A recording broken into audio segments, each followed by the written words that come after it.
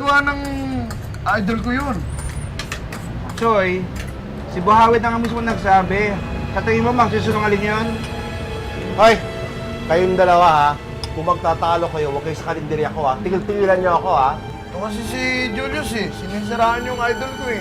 Bakit? Ano bang nangyari? Hindi ko sinisiraan. Sinasabi ko lang yung kumakalat na balita. Masama daw pala si superhero. Sipin niyo yun. Teka, anong masama? Paano naging masama? Oo nga. Hindi nga nagpapakita, masama na. Kaya nga siguro hindi nagpapakita kasi nakapatay. Ulitin mo nga yung sinabi mo. Nakapatay! Siya raw yung pumatay doon sa bangkay. Tapos, ito pa ha, kaya yung nagtatago kasi nga, takot na mahuli ni Buhawi. Sipin mo yan kaya, Noy! sabi ko sa inyo, maniwala kayo eh. Kala ko lang yun. Eva, narinig mo ba yung sinabi ni Julius? Natural, hindi. Kakarating ko lang, di ba? Pero ang alam ko, kalat na. Yung sinasabi nilang nakapatay daw si superhero. Kaya ako nga dala to eh, oh. Kailangan bumalik ng superhero.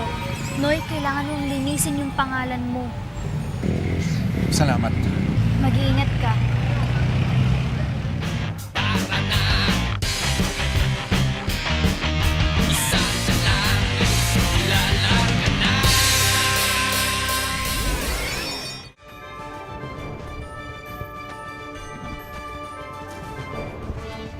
Hold up to. Otap? Ay, naku, sorry ha. Ay, hindi ako mahilig sa otap eh. Sige. Ay, ano ba? Ano ba? Hindi lang ako bibili sa inong otap. Inaagaw mo yung bag ko. Walang niya ka.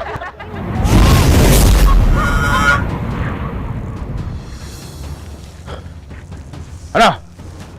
Huwag ka nang tatakas! Hulihin nyo na to!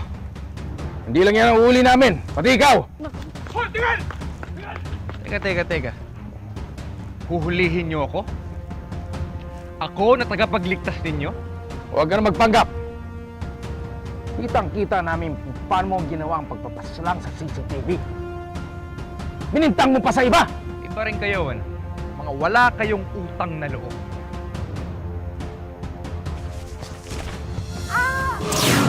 Itiwan mo siya!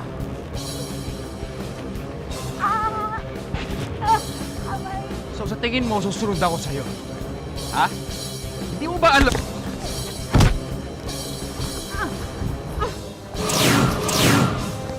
Kayo na muna bahala sa kanya, Sargento.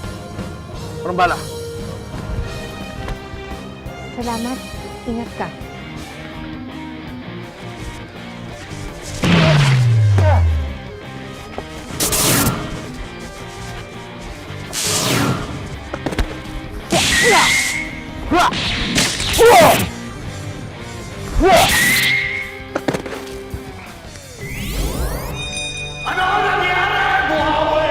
Patawarin niyo ako, mahal na apo. Muling naging hadlangan nila lang na nakaasul sa aking plano. Dagdagan niyo pa ang aking kapangyarihan para tuloy na siyang aking matalo. At bakit ko naman gagawin yon? Hindi ka na nga nagtagumpay sa mga pinapagawa ko sa'yo. Kaya't hindi ka karapat dapat na maging alagad ko!